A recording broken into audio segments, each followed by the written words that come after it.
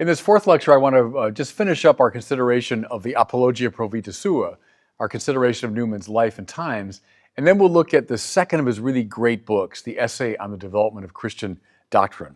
So let's just say a few more things now about Newman's life. Having been rehabilitated by the publication of the Apologia, Newman is plunged almost immediately into another controversy. This one is around the authority and infallibility of the Pope. So now we're in the 1860s. There are certain Catholics in Europe who are calling for a very strong reaffirmation of the Pope's authority and infallibility. Keep in mind, we're at the era of Pope Pius IX, who had just published the Syllabus of Errors, which was a very strong condemnation of most aspects of modernity. And the Pope kind of reasserting over and against Italian nationalism. That's a whole other story. But the Pope reasserting his authority, both kind of political and theological. Now, Newman becomes a bit alarmed. Mind you, not because he didn't believe in papal authority. Indeed, he did. And we'll see in some detail how important he felt that was. But he was afraid that it might be over-defined. It might be defined in too aggressive a manner.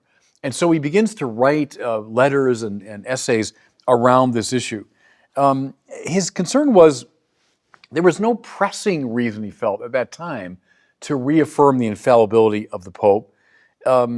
He was also afraid, though, that enthusiasts would push it so far it would become an exaggeration, and therefore a real block to any kind of ecumenical dialogue. It's fair to say, though, that when the statement on papal infallibility came out in 1870 from the First Vatican Council, Newman breathed a sigh of relief because the very cautious way in which it was formulated struck him as right. And we'll look at this right to the end of our lecture series. He writes a famous open letter to the Duke of Norfolk, who was the best-known Catholic peer in England, and he explains and lays out the teaching of Vatican I on papal authority and infallibility. To my mind, it's still the best explication of this still controversial idea. Also, 1870, so Newman's a man of 69 years, he publishes what, by general consensus, is his masterpiece, called An Essay in Aid of a Grammar of Assent.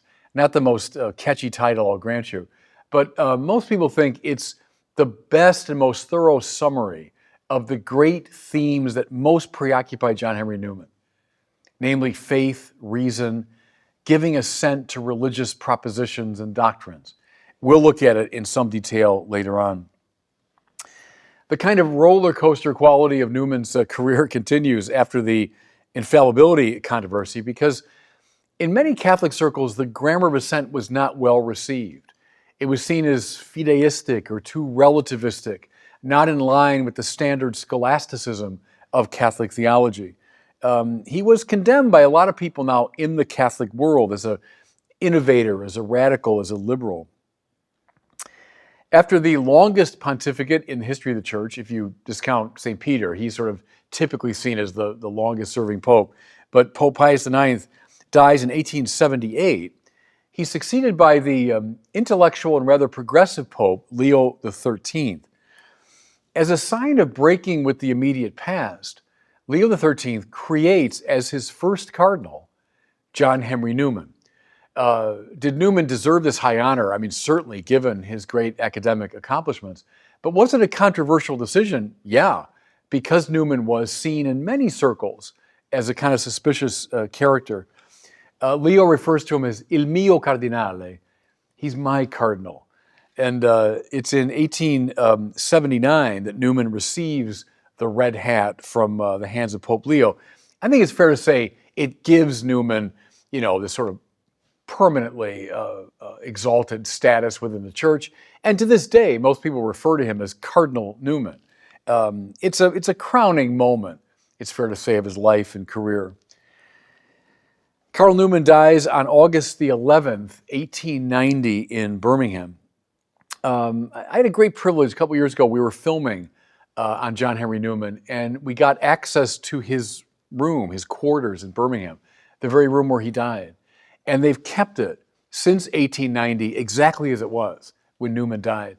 And with his books and his glasses and all of his personal, accoutrement and everything right there. And it's deeply moving to go into that room and see exactly where this great figure lived and where he died. He's buried, and on his tombstone, it says, Ex umbris et imaginibus in veritatem, from shadows and images into truth. So it's a kind of Platonic idea, but it would be revered by the church fathers whom Newman loved. That this world, it's real, but it's compared to the truth of heaven like shadows and images. So it's an apt marker on his tomb. He was beatified in 2010 by one of his great admirers, Joseph Ratzinger, who would become Pope Benedict XVI. Ratzinger, who was a key figure at Vatican II, and I mentioned how Newman, through these figures, is influential at Vatican II. Ratzinger beatifies him, and as I record these words now in February of 2019, the second miracle attributed to the intercession of John Henry Newman has just been approved.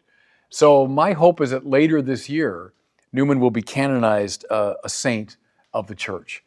So that's meant to be a review of his life, but also a review of one of his great books, the Apologia Pro Vita Sua. Okay, so with that now, let's transition to the second